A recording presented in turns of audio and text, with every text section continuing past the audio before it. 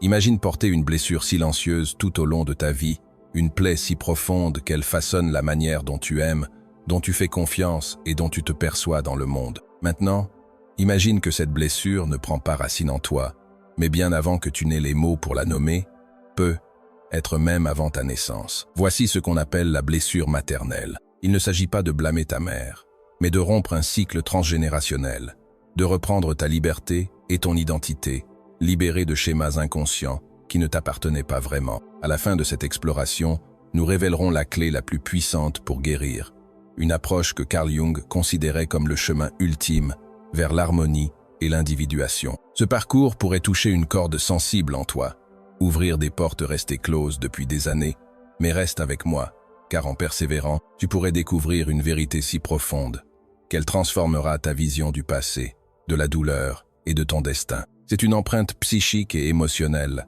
laissée par des besoins maternels insatisfaits, souvent issus des propres traumatismes non résolus de ta mère. Carl Jung parlait de l'influence de l'inconscient personnel, entrelacé avec l'inconscient collectif. En d'autres termes, nous héritons non seulement de la couleur des yeux ou de la structure osseuse, mais aussi de blueprints émotionnels, souvent à notre insu. La blessure maternelle se manifeste fréquemment par un doute de soi chronique, de la honte, une tendance à plaire aux autres, une peur du rejet ou un sentiment profond d'insuffisance. Tu pourrais te sentir emprisonné par des obligations invisibles, cherchant approbation ou amour dans des liens qui ne font que raviver la blessure initiale. Même si ta mère a donné le meilleur d'elle-même, cette plaie peut persister, non par malveillance, mais par inconscience. Jung enseignait que la guérison ne vient pas de l'évitement, mais de l'intégration. On ne devient pas éclairé en imaginant des figures de lumière, écrivait-il, mais en rendant la obscurité consciente. La blessure maternelle fait partie de cette ombre,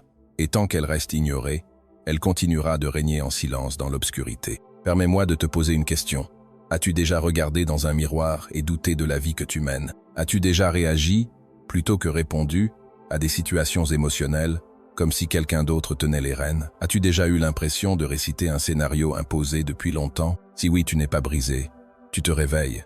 Et ce réveil est le premier pas. Jung croyait en l'archétype de la mère, au-delà de ta mère personnelle, comme une force psychologique plus vaste. Cette mère peut être nourricière, sage et protectrice, mais aussi envahissante, autoritaire ou absente. Quand cet archétype se distord dans notre psyché, il peut saboter notre capacité à nous chérir nous-mêmes. La première étape vers la guérison consiste donc à distinguer la mère réelle de l'image internalisée que tu portes. Cette image est façonnée non seulement par tes expériences vécues, mais aussi par la culture, la religion et les mémoires ancestrales, et elle réside profondément dans ton inconscient. Comment commencer à penser cette plaie? Par la conscience. Repère tes déclencheurs émotionnels, surtout dans tes relations. Quand te sens-tu abandonné, invisible ou trop responsable du bien-être d'autrui? Ces instants sont des miroirs reflétant ton complexe maternel internalisé. La thérapie jungienne débute souvent ici, non par jugement, mais par observation. En portant attention à ces schémas, tu développes ce que Jung appelait l'ego observateur, cette part de toi capable de contempler tes pensées et émotions sans s'y laisser submerger. C'est crucial, car tu ne peux guérir ce que tu ne vois pas.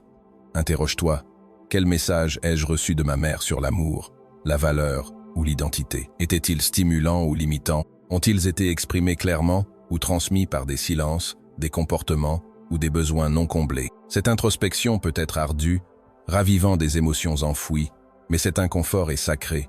C'est le terreau où germe la transformation. En termes jungiens, le processus de devenir entier s'appelle l'individuation, un voyage d'intégration de toutes les facettes de soi, y compris celles réprimées ou rejetées. Guérir la blessure maternelle est au cœur de ce processus, car il implique de récupérer l'aspect féminin intérieur, la capacité à nourrir, ressentir et intuiter sans honte. Tu pourrais remarquer une culpabilité à scruter ta relation avec ta mère. Cette culpabilité ne t'appartient pas. Elle vient de l'enfant intérieur, convaincu que l'amour exige de taire la vérité. Mais un amour authentique, une guérison véritable, accepte la complexité, laissant coexister douleur et compassion. Imagine un enfant tenant son cœur brisé, apprenant pour la première fois qu'il peut pleurer, non seulement la mère qu'il a connue, mais celle dont il avait besoin. Ce deuil n'est pas une faiblesse, c'est une force, une clarté, le début d'une libération. Quand nous ignorons la blessure maternelle, Nous la transmettons, non par méchanceté, mais parce que, comme le dit l'auteur Gabor Maté, un traumatisme non transformé se perpétue. L'enfant n'est pas marqué par l'abus lui-même, mais par l'absence d'un témoin empathique. Devenons donc ce témoin pour nous-mêmes. En approfondissant cette quête, tu découvriras des étapes pratiques, non seulement pour apaiser tes émotions, mais aussi pour reprendre ton autorité intérieure, ton aptitude à te consoler, à poser des limites et à aimer depuis un espace de plénitude plutôt que de manque. La prochaine phase de ce voyage nous mènera plus loin dans l'inconscient, explorant les engagements implicites conclus avec ta mère et comment les dissoudre consciemment. Il existe des accords cachés, souvent ignorés, comme ne pas dépasser ta mère, porter sa douleur ou mériter son amour par le sacrifice. Ces pactes, ancrés en toi, guident tes choix et entravent ta joie. Mais comme le rappelait Jung, tant que l'inconscient reste voilé, il dirige ta vie et tu l'appelleras destin. Es-tu prêt à réécrire ce destin? Ce que nous révélerons ensuite pourrait transformer ta perception de ton histoire entière. Une vérité que peu osent explorer, mais que ceux qui s'y aventurent, assez courageux pour affronter l'inconnu, en ressortent plus forts, plus complets, plus libres. Quand nous héritons de la douleur non résolue de nos mères, nous formons ce que les analystes jungiens appellent des contrats d'âme, des engagements inconscients conclus dans l'enfance pour assurer un sentiment d'appartenance et de sécurité. Ce ne sont pas des contrats littéraux, mais des schémas de loyauté profondément enracinés. Nous devenons pacificateurs, soignants, surdoués ou boucs émissaires, cherchant à obtenir un amour qui semble conditionnel ou absent. L'un des vœux inconscients les plus courants est celui-ci. Je ne serai pas plus heureux, plus libre ou plus prospère que ma mère. Tu pourrais ne pas en avoir conscience, mais observe. Réduis-tu ton éclat pour ne pas la faire sentir inférieure? Sabotes-tu tes progrès quand tout s'améliore? Ressens-tu une culpabilité étrange en goûtant la joie? Cette culpabilité pourrait être l'écho d'une promesse ancienne, qu'il est temps de défaire. Jung croyait que la psyché recherche l'équilibre. Quand la répression est trop forte, l'inconscient s'exprime par l'anxiété, la dépression, l'addiction ou des comportements compulsifs. Ce ne sont pas des défauts, mais des signaux, des appels de ton âme à prêter attention. C'est pourquoi guérir la blessure maternelle dépasse l'émotionnel. C'est spirituel. Cela exige de renouer avec le soi, le centre de notre univers psychologique, où Jung voyait le potentiel d'une plénitude. Pour y accéder, il faut traverser l'ombre, les parts reniées, les douleurs enfouies, les vérités trop lourdes pour un enfant. Comment dissoudre ces contrats inconscients? Par une enquête bienveillante. Demande-toi, quand ai-je commencé à me sentir responsable des émotions de ma mère? Ai-je dû mériter son amour en étant parfait, discret ou utile? Me sens-je coupable de désirer une vie différente de la sienne? Ces questions peuvent éveiller de puissantes émotions. Laisse-les être, car elles ne sont pas des ennemis, mais des messagères. Chaque larme, chaque soupir, chaque tension dans ta poitrine est une porte vers ta vérité. Guérir ne consiste pas à accuser ta mère, mais à te libérer des rôles adoptés pour survivre. Comme le soulignait Jung, ce qui nous irrite chez autrui peut nous éclairer sur nous-mêmes. Ce qui te frustre, te peine ou t'idéalise chez ta mère reflète ton paysage intérieur. C'est à travers ce miroir que tu reprends ton autonomie, qui va au-delà de l'indépendance. Choisir qui tu es, libérer des projections familiales. Cela commence quand tu affirmes « Je ne porterai plus ce qui ne m'appartient pas ». Comment lâcher prise sur quelque chose d'aussi enraciné? Par des rituels, l'expression de soi, la réécriture de ton récit. Un exercice puissant, inspiré de la thérapie jungienne, est la lettre de libération. Tu écris à ta mère, non pour l'envoyer, mais pour exprimer l'inexprimé. La peine, la colère, le désir, la confusion. Tu donnes une voix à ton enfant intérieur, et quand tu es prêt, tu conclus. Je me libère de tout contrat qui me lie à ta douleur.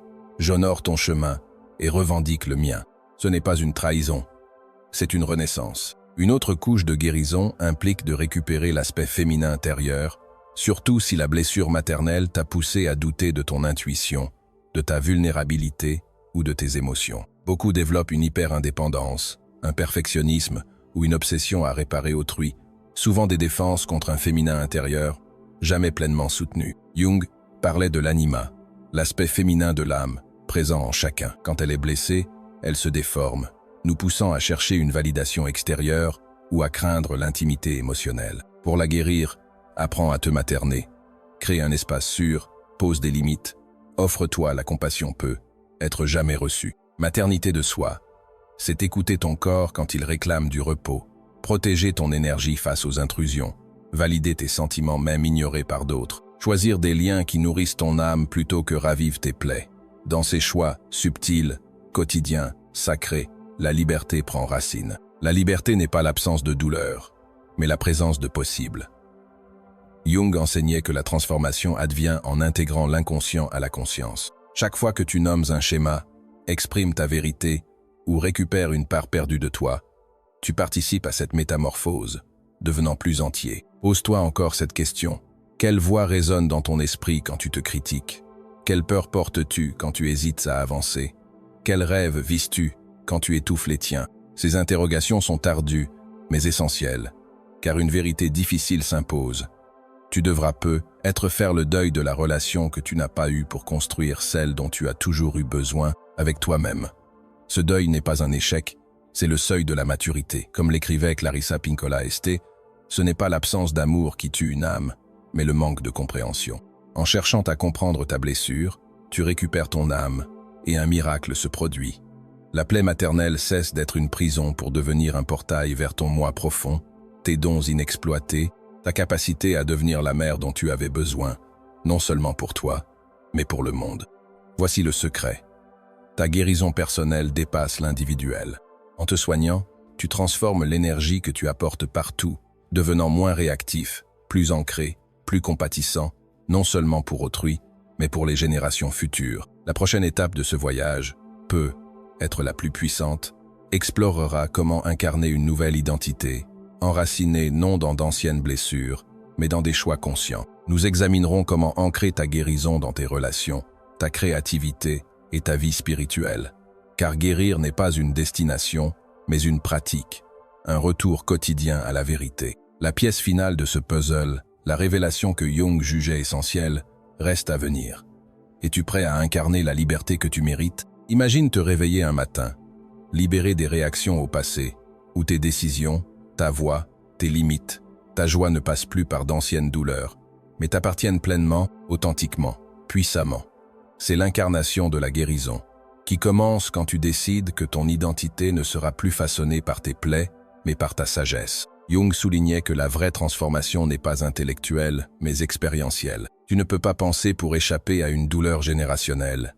Tu dois vivre pour atteindre la liberté. Et cela demande une incarnation. Cela signifie intégrer tout ce que tu as appris sur tes schémas, ton passé, tes souffrances dans tes choix quotidiens. Ne plus attendre une permission extérieure pour te sentir entier, d'agir différemment même quand ton ancien toi préfère le familier. Ce n'est pas toujours aisé. Cela peut être profondément inconfortable, car ton système nerveux est câblé pour la survie, pas pour la joie. Si le chaos et le sacrifice définissaient ton enfance, la paix pourrait d'abord sembler étrangère, voire dangereuse, mais c'est acceptable. Guérir ne signifie pas être sans peur, mais avancer malgré elle. Une première manière d'incarner la guérison est de transformer tes relations. Ceux portant une blessure maternelle profonde attirent souvent des liens reflétant leur dynamique d'antan.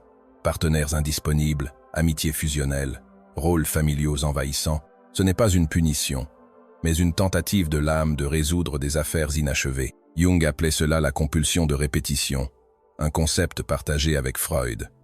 Nous recréons une douleur familière, non par goût de la souffrance, mais pour en prendre le contrôle. La tragédie est de chercher la guérison auprès de ceux qui ne peuvent la donner.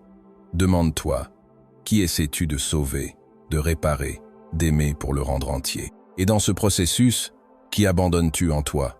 Guérir, c'est reconnaître que ta mission n'est pas de soigner ta mère par tes choix, mais de te guérir pour cesser de répandre ta douleur partout. Commence par des relations qui reflètent ta valeur, pose des limites comme des lignes sacrées protégeant ton énergie, dis non sans explication, oui sans culpabilité, repose-toi sans excuse. Ce sont des actes révolutionnaires pour qui a appris à privilégier autrui. Une autre facette clé de l'incarnation est la créativité.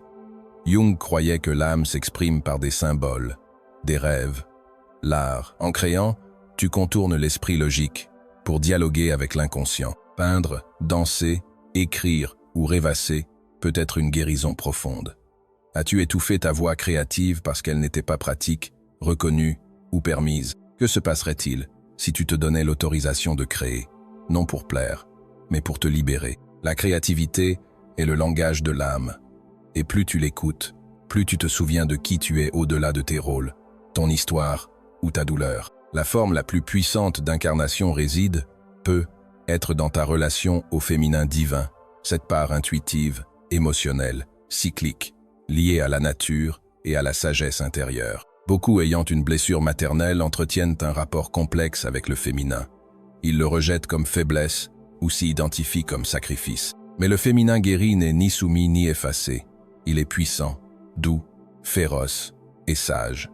Il sait ressentir sans se noyer, aimer sans se perdre. Jung voyait dans l'individuation l'intégration des opposés, masculin et féminin, lumière et ombre, conscient et inconscient. Guérir la blessure maternelle, c'est restaurer cette union intérieure, ne plus sacrifier une part de soi pour une autre.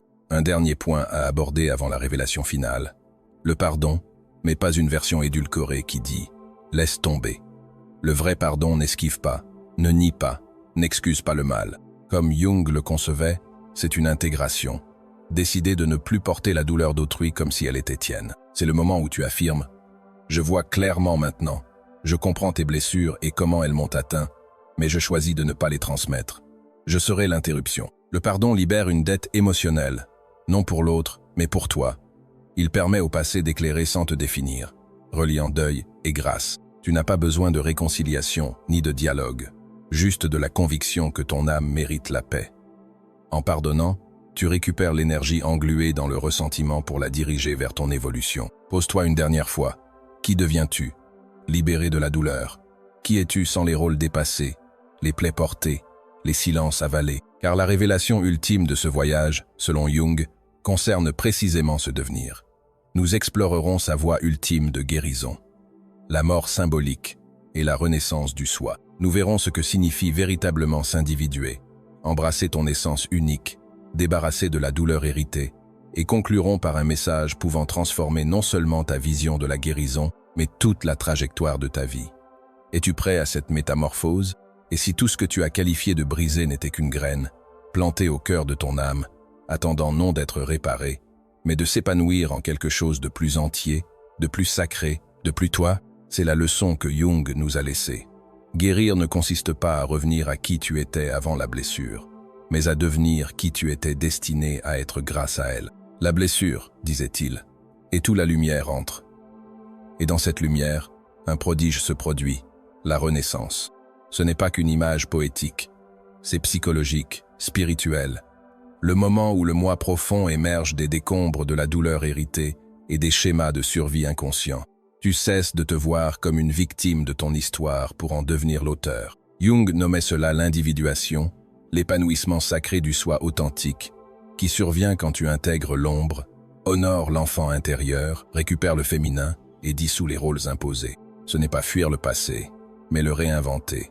Quand tu t'individues, tu cesses de te demander « Que veulent-ils de moi ?» pour interroger « Qu'est vrai pour moi ?» Tu ne joues plus pour plaire, tu vis pour un sens. Tu ne rejoues plus la douleur maternelle, tu crées ton héritage. Tu deviens moins impulsif, plus réceptif, moins enchaîné, plus ouvert. Tu portes le même nom, le même visage, mais ta présence change, et les autres le ressentent, tout comme toi. C'est la naissance de ton soi souverain. Pour pleinement renaître, quelque chose doit mourir. Le besoin de plaire, le martyre, la version de toi confondant amour et abandon de soi. La voix intérieure murmurant « Tu n'es pas assez » doit s'éteindre, non avec dureté, mais avec cérémonie, avec respect, car ces parts n'étaient pas des échecs, mais des protecteurs qui t'ont conduit ici. Remercie-les, pleure-les, puis libère-les. C'est dans cette mort sacrée que la transformation finale s'opère. Tu n'es plus l'enfant forcé de mériter l'amour, ni l'adulte confondant loyauté et contrainte. Tu es à la fois ancien et nouveau, un briseur de cycles, un porteur de vérité, celui qui a transformé la plaie en sagesse.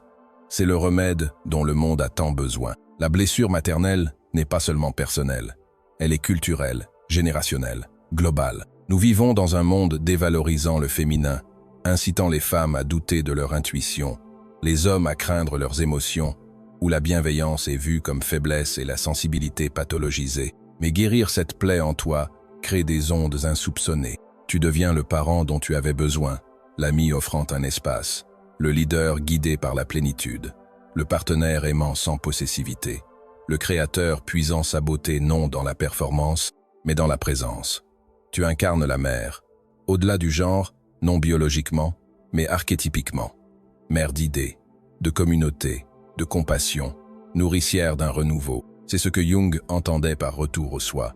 Non un ego gonflé d'orgueil, mais une âme ancrée dans son essence. Voici la vérité la plus puissante, promise dès le début. Tu n'as jamais été brisé, tu t'ouvrais. Chaque larme était un baptême, chaque douleur une boussole, chaque doute un seuil, et chaque remise en question une voix intérieure t'encourageant à persévérer. Ce plus est là, en toi, maintenant. Alors que faire? Vis différemment. Parle vrai même d'une voix tremblante. Repose-toi sans culpabilité. Crée sans honte. Quitte les rôles trop étroits. Fais confiance à ton corps. Honore tes émotions. Suis ta curiosité. Aime non pour être choisi, mais parce que tu as décidé. C'est cela, être libre. Non indemne de la douleur, mais enraciné dans un sens grâce à elle. Non en effaçant le passé, mais en écrivant un avenir qui ne le répète pas. Non en possédant toutes les réponses, mais en te sentant en sécurité pour poser les questions. Sur ce chemin imparfait, courageux, souviens-toi, tu n'es pas seul. Chaque blessure guérie facilite la guérison d'autrui. Chaque vérité exprimée donne une voix à quelqu'un d'autre. Chaque choix d'amour sur la peur rend le monde un peu plus entier. Jung écrivait « Qui regarde dehors rêve, qui regarde dedans s'éveille. Tu as regardé en toi, affronté l'obscurité. Tu t'es éveillé. Maintenant, vise dans cette lumière. Pose-toi une ultime fois. Qui es-tu, maintenant que tu es libre? Que cette réponse guide tes jours, résonne en tout ce que tu touches. Car ta guérison n'est pas qu'une histoire de survie, c'est une histoire de devenir, et le monde attend celui que tu étais destiné à être. Bienvenue chez toi. Merci d'avoir exploré.